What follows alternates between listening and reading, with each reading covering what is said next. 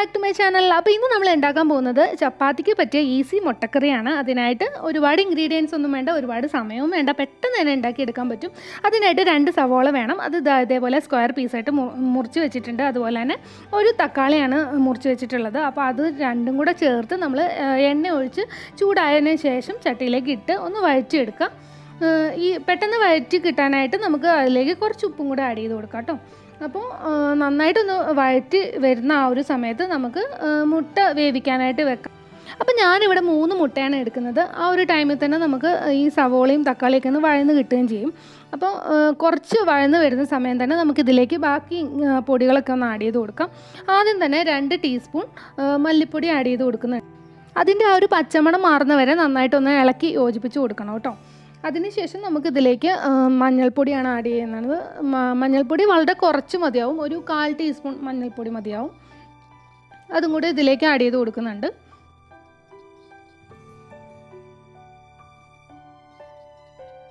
അതുപോലെ തന്നെ എരിവിനനുസരിച്ചിട്ട് മുളക് പൊടി ആഡ് ചെയ്ത് കൊടുക്കാം. ഞാനിപ്പം 1 ടീസ്പൂൺ നമ്മുടെ എരിവുള്ള മുളക് പൊടിയും അതുപോലെ 1 ടീസ്പൂൺ കാശ്മീരി ചില്ലി പൗഡറും കൂടെയാണ് ആഡ് ചെയ്ത് കൊടുക്കുന്നത് കേട്ടോ. അതിനുശേഷം നന്നായിട്ട് ഒന്ന് മിക്സ് ചെയ്ത് കൊടുക്കുക. വീണ്ടും നമുക്കിതിലേക്ക് ഒരു ടീസ്പൂൺ ഗരം മസാല, അതുപോലെ തന്നെ ഒരു 1/4 ടീസ്പൂൺ കുരുമുളക് പൊടി, അത്രയും കൂടെ ആഡ് ചെയ്ത് കൊടുക്കുക. ഇനി ഇത് നമുക്ക് നന്നായിട്ട് ഒന്ന് മിക്സ് ചെയ്തതിന് ശേഷം നമുക്ക് ഇതിൻ്റെ മെയിൻ ആ ഒരു മണം കിട്ടാനായിട്ട് 2 ഏലക്ക ഞാൻ ഇതിലേക്ക് ആഡ് ചെയ്ത് കൊടുക്കുന്നുണ്ട്.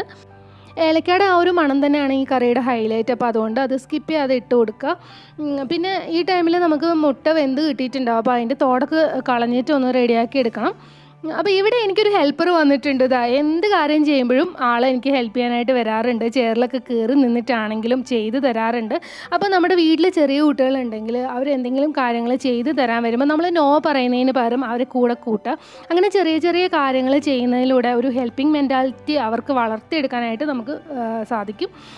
അപ്പോൾ ഇവിടെ വീട്ടിൽ എന്ത് കാര്യം ചെയ്യുമ്പോഴും അവൻ എൻ്റെ പിന്നാലെ വന്നിട്ട് ഇതൊക്കെ ചെയ്ത് തരാറുണ്ട്. ഞാനൊന്നും നോ പറയാറില്ല. അതൊരു നല്ല കാര്യം തന്നെയാണ്.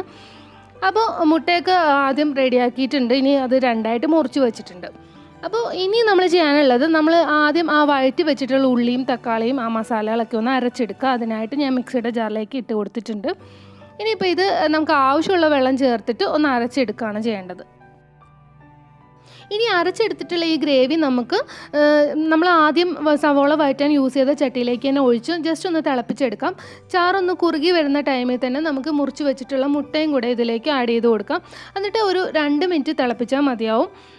അപ്പോഴത്തേക്കും തന്നെ നമ്മുടെ കറി ഏകദേശം ഇവിടെ റെഡിയായി കഴിഞ്ഞിട്ടുണ്ടാവും. അതിനുശേഷം നമ്മളിതിലേക്ക് കടുക് വറുത്തൊഴിക്കുന്നില്ല, കാരണം കൂടുതലായിട്ട് എണ്ണ ഇതിലേക്ക് ആഡ് ചെയ്യാതിരിക്കാൻ വേണ്ടിയിട്ടാണ്. ആദ്യം നമ്മൾ സവോളയും തക്കാളിയൊക്കെ വഴറ്റിയത് എണ്ണയിലായതുകൊണ്ടാണ് കേട്ടോ.